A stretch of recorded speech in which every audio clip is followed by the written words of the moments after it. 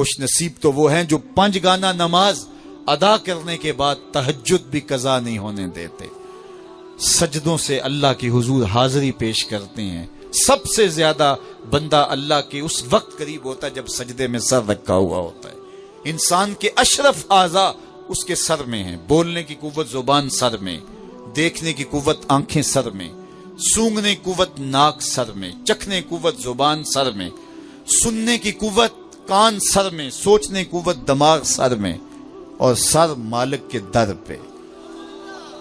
ناک بھی رگڑ رہا ہے، پیشانی بھی رگڑ رہا ہے، اور زبان سے کیا کہہ رہا ہے؟ سبحان ربی الاعلی، مالک مجھ سے نیچے کوئی نہیں، تیرے سے بالا کوئی نہیں۔ انسان کو بندگی کا ذوق جب نصیب ہو جاتا ہے، جب اس کے حضور بندہ جھکنے لگ جاتا ہے، تو پھر وہ کسی کے آگے نہیں جھکتا۔ وہ ایک سجدہ جسے تو گراں سمجھتا ہے، 1000 سجدے سے آدمی کو دیتا ہے نجات۔ آب و دانہ بند نہیں کرتا، سورج کو حکم نہیں کرتا کہ اس کے آنگن میں روشنی نہیں پھیلانی، چاند کو نہیں روکتا کہ تیری کرنیں اس کے ویڑے میں نہیں پڑنی چاہیے، بلکہ اللہ جب کسی سے ناراض ہوتا ہے سجدوں کی توفیق چھین لیتا ہے۔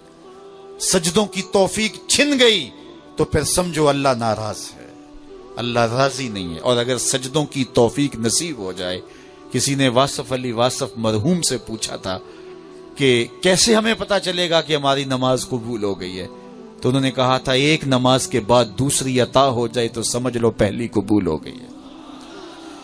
تو نمازوں کا نصیب ہونا یہ اللہ کی رضا اور اللہ کی خوشنودی کی دلیل ہے، اور سجدوں کی توفیق کا چھن جانا یہ اللہ کی ناراضگی کی دلیل ہے۔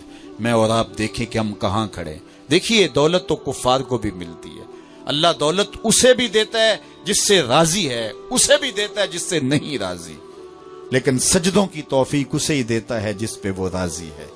تو 5 گانا نماز شعار زندگی بنا لیجئے، نماز قضا نہ ہونے پائے۔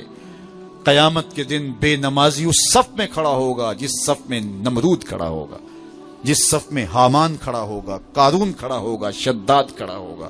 مجھے بتائیے ہم میں سے کوئی یہ گوارا کرتا ہے ہم اس صف میں کھڑے کر دیے جائیں جہاں دشمنان خدا کھڑے ہوں؟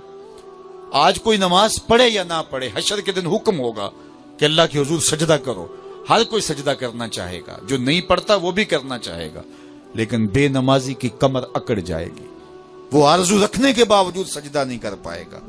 قرآن بتاتا ہے کچھ لوگ جہنم کو دھکیلے جا رہے ہوں گے، انہیں کچھ لوگ پوچھیں گے ما سلککم فی سقر، تم جہنم کو کیوں جا رہے ہو، کیا ہوا تمہیں؟ تو وہ جواب میں کیا کہیں گے؟ لم نکو من المصلین، ہم نماز نہیں پڑھا کرتے تھے۔ سب سے پہلا حساب قیامت کے دن جو بندے سے لیا جائے گا وہ نماز کا لیا جائے گا۔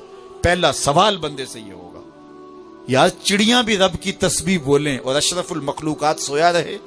جب صبح کا وقت ہوتا ہے حشرات الارض بھی بلوں سے نکل کے رب کی تقدیس کے ترانے پڑھ رہے ہوتے ہیں، درختوں کی شاخوں پہ چڑیاں پرندے وہ بھی اللہ کی تقدیس کے ترانے پڑھ رہے ہوتے ہیں، حشرات الارض بھی اس کی تقدیس کے گیت گا رہے ہوتے ہیں، اور اشرف المخلوقات خراٹے لے رہا ہو، اس سے بڑی بد نصیبی کیا ہو سکتی ہے؟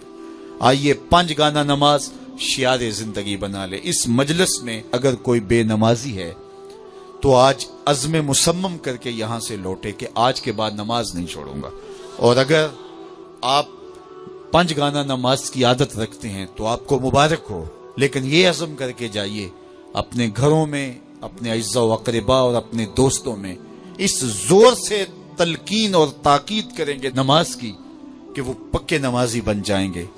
بندہ بندگی سے سجتا ہے، زندگی آمد برائے بندگی، زندگی بے بندگی شرمندگی۔ اگر زندگی میں بندگی نہیں تو زندگی کے پلے ہے کیا؟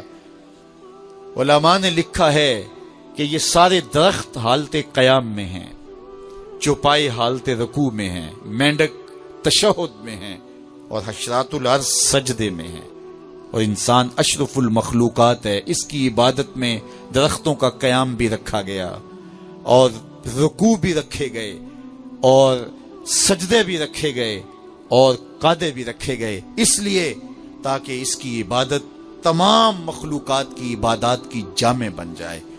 لیکن یہ اس کے باوجود اللہ کے حضور سجدہ ریز ہونا پسند نہ کرے تو بتائیے کیسے رحمتیں اس کے اوپر اتریں گی؟